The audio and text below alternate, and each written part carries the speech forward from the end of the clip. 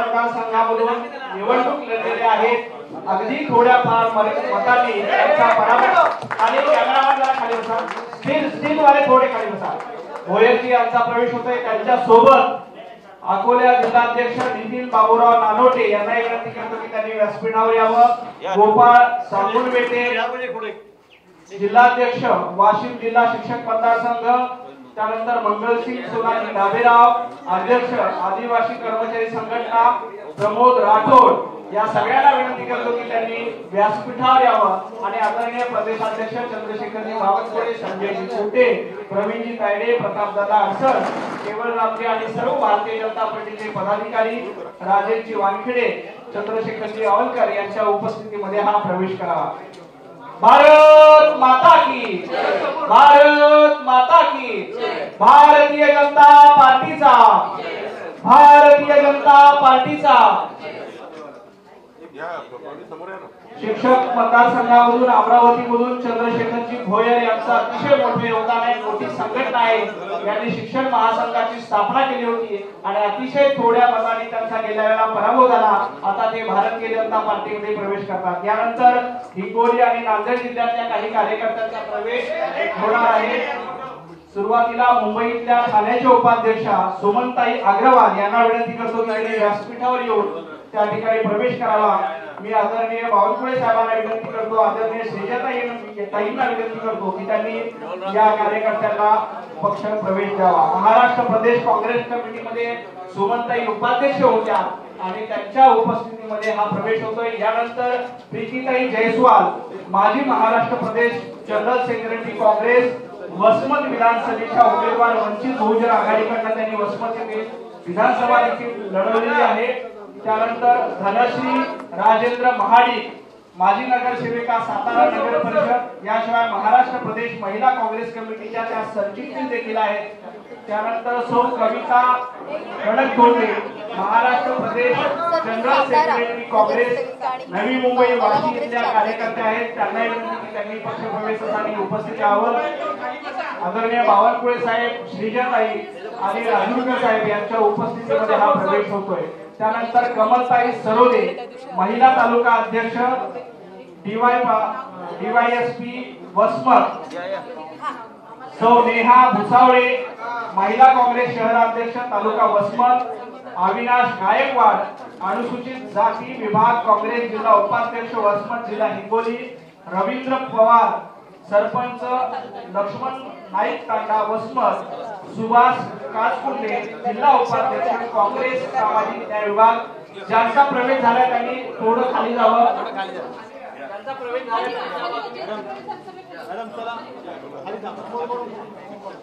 गोविंद गडंबे तालुका अध्यक्ष सामाजिक न्याय विभाग काँग्रेस,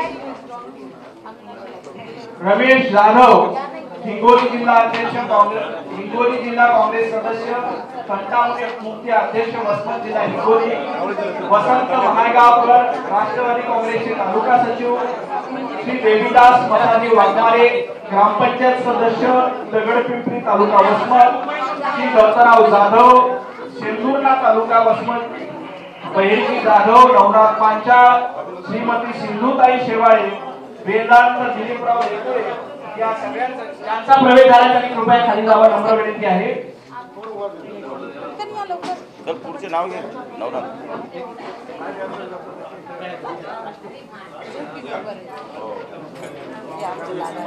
दिलीपराव जामगावकर, पुंजाजी धोंडेजी, मनोज कुमार जयस्वाल, सुधीर अलोरे, श्री अभिषेकजी जाधव, सौ योगिनी भोसले, सौ मंजिरी पानसे, सौ कविता काळे, सौ माखन परळकर, सौ पारुबाई खरात या सर्व मान्यवरांना विनंती आहे की त्यांनी प्रवेशासाठी व्यासपीठावर यावं.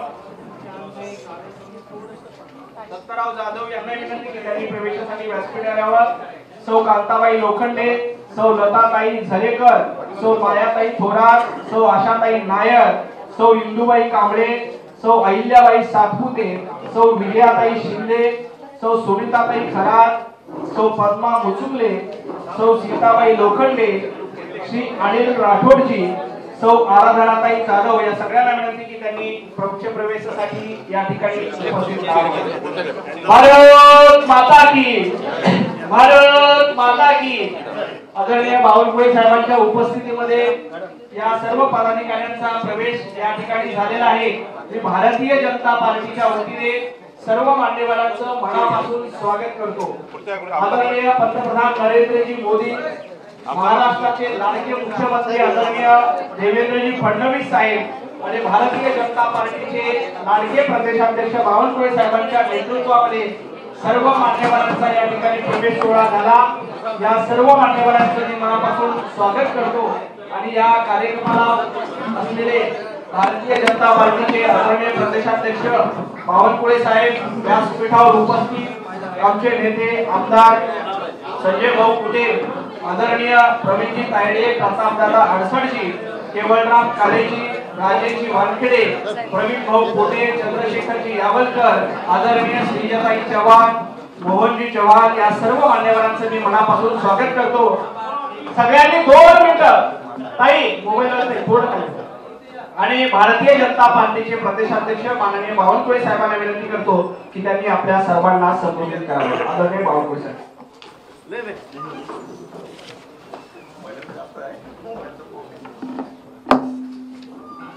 पश्चिम विदर्भातील अमरावतीमध्ये आणि मागच्या वेळी शिक्षक मतदारसंघ निवडणुकीमध्ये ज्यांनी प्रचंड मोठं मतदान घेऊन दुसऱ्या क्रमांकावर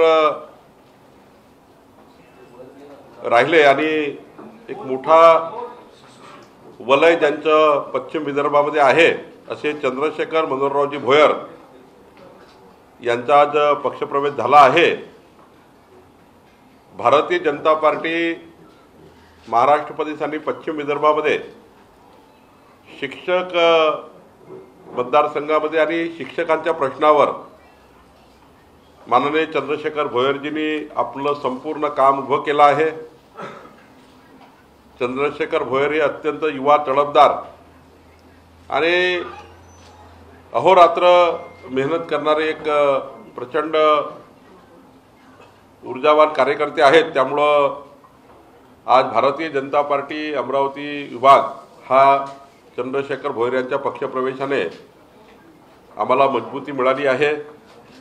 सोबतच आमचे अकोला जिल्ह्याचे अध्यक्ष जे शिक्षक महासंघ आहे, जे चंद्रशेखर भोयरसोबत काम करतात असे नितीनराव नानोटे आणि गोपाळराव सांगुनवडे हे शहराध्यक्ष अकोल्याचे शिक्षक महासंघाचे, तसंच जिल्ह्याचे वाशिम जिल्ह्याचे जे शिक्षक महासंघ आहे तेथील राम देशमुखजी, मंगलसिंग सोनाजी डाबेरावजी आणि आदिवासी संघटना आमची जी आहे, जी कर्मचारी संघटना आहे त्याचे सर्व हे मंगलसिंगजी प्रमुख आहेत. प्रमोदजी राठोड गोर बंजारा संघटनेचे प्रमुख आहे. आज पश्चिम विदर्भामध्ये माननीय संजय कुटेजी यांच्या उपस्थितीमध्ये आणि खास करून आमचे सर्व आमदार आहेत, प्रवीण पोटेजी, माननीय प्रताप अडसडजी, माननीय तायडेजी, माननीय आपले या ठिकाणी वानखेडेजी, यावलकरजी, या सर्वांनी खूप प्रयत्न केले. आमच्या केवळराम काळेजी, आमचे सर्व अमरावती विभागातले आमदार यांची अपेक्षा होती, इच्छा होती की चंद्रशेखर मनोहरराव भोयर हे पक्षामध्ये यावे. आज सर्वांनी सामूहिक प्रयत्न केले आणि आमच्या सर्व आमदारांनी अमरावती विभागाच्या एक मोठा त्या ठिकाणी यश मिळवलं की चंद्रशेखर भोयर यांना पक्षामध्ये आणून पक्ष संघटना मजबूत करण्याचा एक मोठा प्रयत्न केला. या ठिकाणी मी आपल्या माननीय माजी मुख्यमंत्री अशोकराव चव्हाण साहेब राज्यसभा सदस्य आहेत, त्यांनी मागच्या वेळी काँग्रेसमधून भाजपमध्ये पक्षप्रवेश करताना एक सुतोवा केलं होतं की महाराष्ट्रामध्ये भारतीय जनता पार्टी मजबूत करण्याकरता अशोकराव चव्हाण साहेबांच्या सोबत काम करणारा जो मोठा वर्ग आहे त्या वर्गालाही भारतीय जनता पार्टीमध्ये टप्प्याटप्प्याने त्या ठिकाणी आणण्याचा प्रयत्न होईल. आणि मला या ठिकाणी अभिमान आहे की आमच्या श्रीजाताई चव्हाण आमदार यांनी माननीय अशोकरावजींच्या सूचनेप्रमाणे या ठिकाणी सुमनताई अग्रवाल, आराधना जाधव, प्रीतीताई जयस्वाल, धनश्री महाडिक, कविता कटकधोंड कमलताई सरोदे, नेहा भुसावळे, अविनाश गायकवाड, रवींद्र पवार, सुभाष काचकुंडे, गोविंद गडंबे, रमेश जाधव, वसंत महागावकर, देविदास वाघमारे, दत्ताराव जाधव, बहिर्जी जाधव, नवनाथ पंचाळ आणि मोठ्या प्रमाणावर आमच्या या ठिकाणी ताकदवान आमच्या महाराष्ट्राच्या ठाणेपासून तर बसमतपर्यंत आमच्या मोठ्या प्रमाणावर आमच्या बहिणी, आमच्या लाडक्या बहिणी आज काँग्रेसमधनं हा काँग्रेसच्या राज्यस्तरावरच्या आमच्या नेत्या आहेत. काँग्रेसच्या राज्यस्तरावरच्या नेत्या असल्यामुळं आणि काँग्रेसला मोठं त्यांनी आतापर्यंत योगदान दिलं, पण आज भाजपाच्या नेत्या त्या झालेल्या आहेत आणि भाजपाला मोठं यश या ठिकाणी मिळणार आहे. भाजपाची संघटना मजबूत होणार आहे. आमचा चित्राताई वाघ यांच्या नेतृत्वातला महिला मोर्चा मजबूत होणार आहे आणि खरं तर मोदीजीच्या संकल्पनेमध्ये जो विकसित भारत आहे आणि जो मोदीजींनी म्हटलं आहे की आमच्या बहिणीशिवाय विकसित भारत होऊ शकत नाही, विकसित महाराष्ट्र होऊ शकत नाही, तो संकल्प घेऊन आज आमच्या सुजाताई चव्हाण यांनी आमच्या लाडक्या बहिणींना आमच्या पक्षामध्ये आणलेला आहे. मी आमच्या सर्व बहिणींचं आमच्या पक्षामध्ये, आपल्या पक्षामध्ये स्वागत करतो आणि आश्वस्त करतो की चंद्रशेखरजी भोयर हे शिक्षक संघटनेमध्ये राज्यामध्ये काम करतील. आमचे पुढच्या काळामध्ये पश्चिम विदर्भातही काम बघतील, पण राज्यामध्ये संघटनेचं काम करतील. आमच्या या ठिकाणी अग्रवालताई असतील, जयस्वालताई असतील, याही सुद्धा भाजपमध्ये चांगलं काम करतील. आणि शेवटी आपला सर्वांचा हेतू काय आहे तर महाराष्ट्राच्या 14 कोटी जनतेच्या समाजाच्या शेवटच्या व्यक्तीच्या कल्याणाकरता भारतीय जनता पार्टीच्या सरकारच्या माध्यमातून देवेंद्रजींच्या नेतृत्वातलं सरकार, आपलं सरकार, जे सरकार आपलं समाजाकरता आहे त्या समाजाच्या कल्याणाकरता सरकारच्या योजनेचा पाठपुरावा करून समाजाला ती योजना मिळवून देणे आणि समाजातल्या वेगवेगळ्या पद्धतीच्या 18 पगड जाती 12 बोलतेदार समाजाला पक्षाशी जोडणे, हा जो आपला हेतू आहे. शेवटी सत्तेचा जो आपल्याकडे सत्ता केंद्र आहे, माननीय मोदीजींचं सरकार आहे, देवेंद्रजींचं सरकार आहे, डबल इंजिन सरकार आहे. या डबल इंजिन सरकारच्या योजना समाजाच्या शेवटच्या माणसापर्यंत पोहोचवण्याकरता आणि पक्षाला मजबूती देण्याकरता आणि जे जे काही आपण संकल्प दिलाय महाराष्ट्राला, जे विकासाचे कामं देवेंद्रजी आपलं सरकार करणार आहे.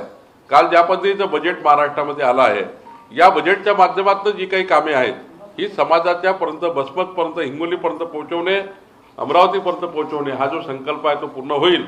कारण त्या ताकदीचे कार्यकर्ते आज पक्षामध्ये आले आहे. मी पुन्हा एकदा आपल्या संजय कुटेजी आणि आपल्या संपूर्ण टीमचं अभिनंदन करतो. मी या ठिकाणी आपल्या सुजाताई चव्हाण आणि आपल्या संपूर्ण टीमचं अभिनंदन करतो आणि पुढच्या काळामध्ये आपण अशीच ताकद ही तयार करावी आणि अजून जास्तीत जास्त महिलांना, बहिणींना पक्षामध्ये आणण्याकरता आपण खूप प्रयत्न करावेत.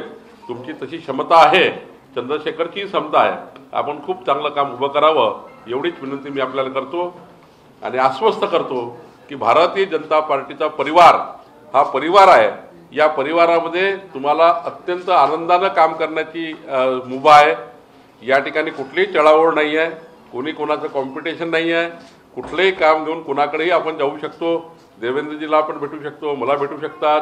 कुठल्याही व्यक्तीकरता, कुठल्याही कामाकरता आपण आपलं सरकार आणि आपल्या सरकारचे दारं उघडे आहेत आणि त्यामुळे आपण सर्वांनी समाजाकरता काम करावं आणि भारतीय जनता पार्टीचं संघटन मजबूत करावं अशी विनंती करतो. सर्वांना खूप खूप शुभेच्छा.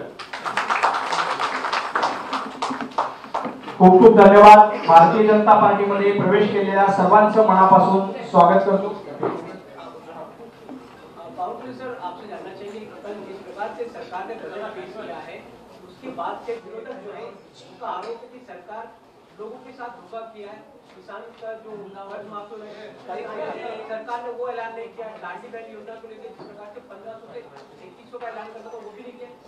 विपक्ष के आरोप को किस तरह से देखते हैं? देखिए, हमारी सरकार का कल का बजट, ये बजट सभी समाजों के लिए, सभी वर्गों के लिए, सामाजिक न्याय के लिए, आदिवासी समाज के लिए, 18 पगड़ जातियों के लिए, ऐसा कोई व्यक्ति नहीं जिनके लिए बजट में समाधान नहीं किया गया.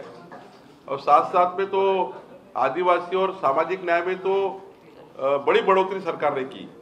ये सरकार ने सबसे बड़ा फैसला किया बजट में कि आने वाले 5 साल, इस साल भी किसानों के खेत के बिजली के जो पंप है, 45 लाख किसानों के पास पंप होते हैं जो बिजली के लिए इरिगेशन होता है, वो पैसे सरकार ने माफ कर दिए.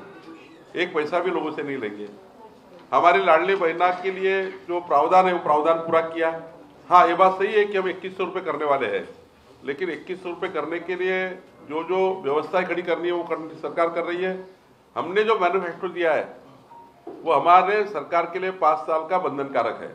कोई भी सरकार जब आती है वो 5 साल के लिए आती है, और हम जो कहते हैं वो 5 साल के लिए कहते हैं।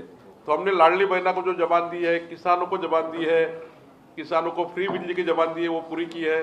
अब कर्ज माफी की जबान भी पूरी करेंगे, आगे लाडली बहना की 2100 की जबान भी हम पूरी करेंगे। जो जो भारतीय जनता पार्टी की सरकार ने, देवेंद्र जी ने संकल्प पत्र दिया है, हमारी महायुति की सरकार, एकनाथ शिंदे और अजित पवार जी की सरकार ने जो जो संकल्प किया है वो संकल्प हम पूरा करेंगे।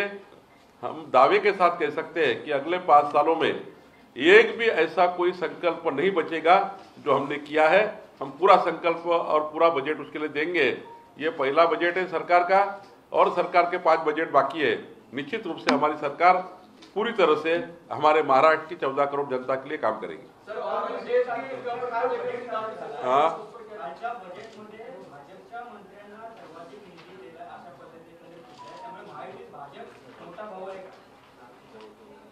परसेप्शन तयार करता है।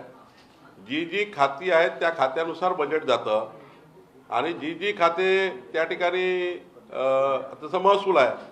आता आमच्या महसुलात पैसे जमा करावे लागतं लोकांकडनं, म्हणजे रेव्हेन्यू खाता आहे, मला तर काही बजेट, आम्हाला बजेट नसतं, असं नसतं। ज्या ज्या खात्याला जे बजेट द्यावं लागतं, PWDला द्यावं लागतं, इरिगेशनला द्यावं लागतं, जे जे खाते ज्यांच्या ज्यांच्या वाट्यात आहे। आता इरिगेशनचे डेव्हलपमेंट आपण नदी जोड प्रकल्प करणार आहोत, PWDचे रोड बांधणारच आहोत।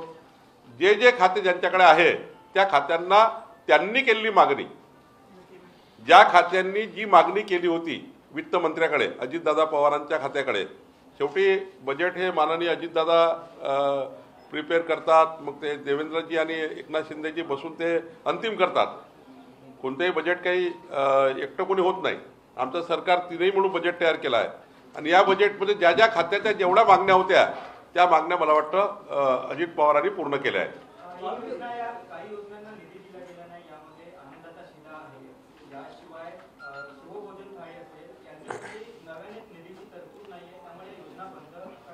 कोणती योजना राज्यात बंद होणार नाही। माननीय देवेंद्रजींनी आपल्याला एक नाही 4 वेळा सांगितलं आहे।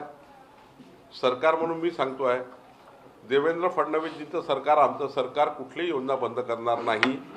उलट जुलैच्या बजेटमध्ये पुरवणी मागणी येऊ शकतं, नागपूरच्या हिवाळी अधिवेशनात पुरवणी मागणी येऊ शकतं, पुरवणी मागणी टाकता येतं आणि केव्हाही बजेट घेता येतं।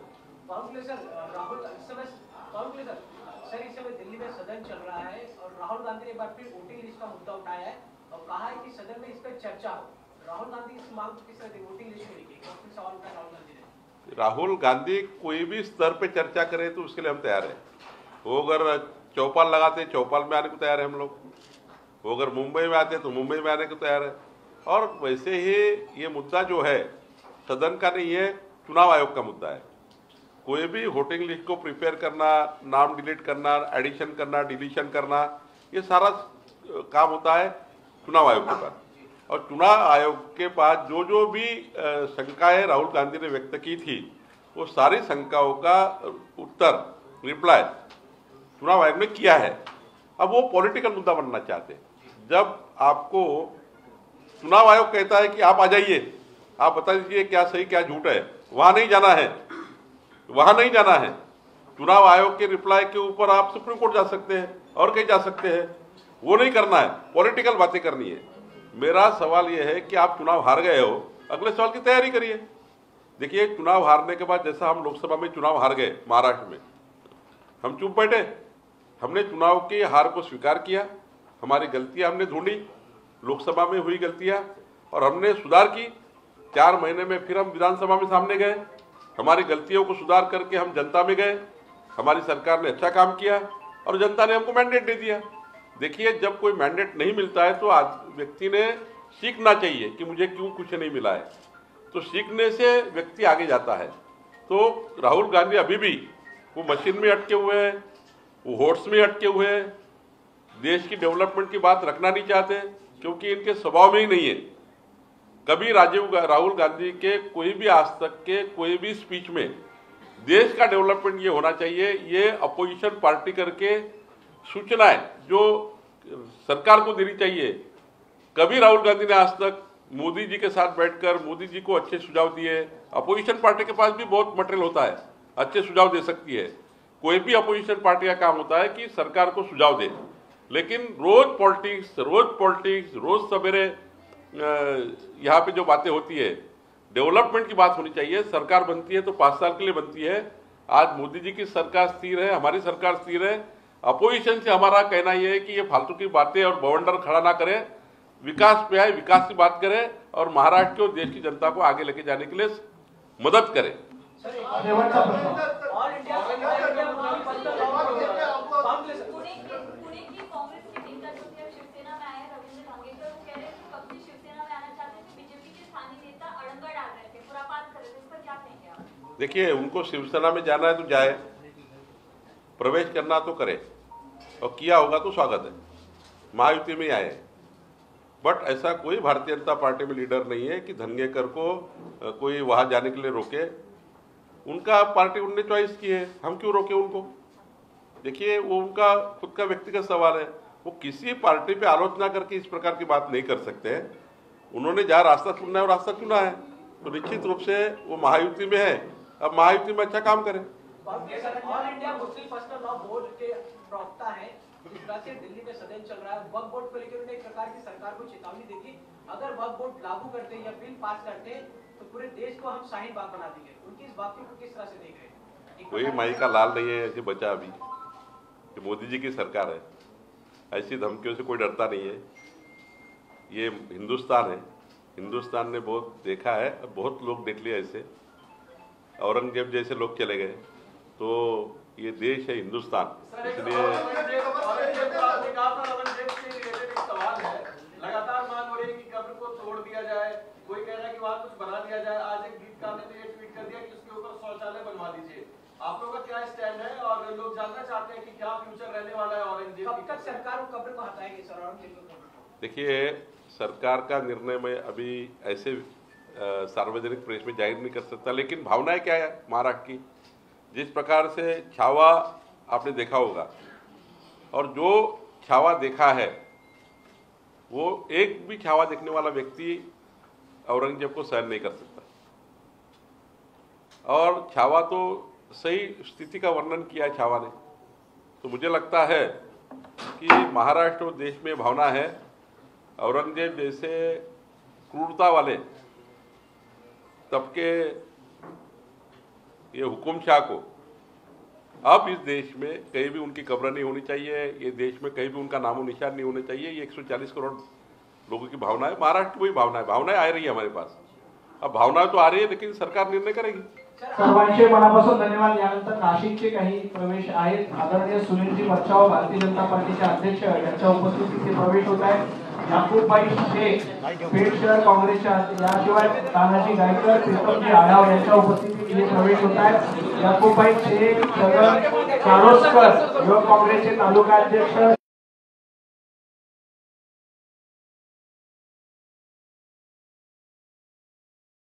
पेठ तालुका महिला काँग्रेसचे अध्यक्ष आहेत।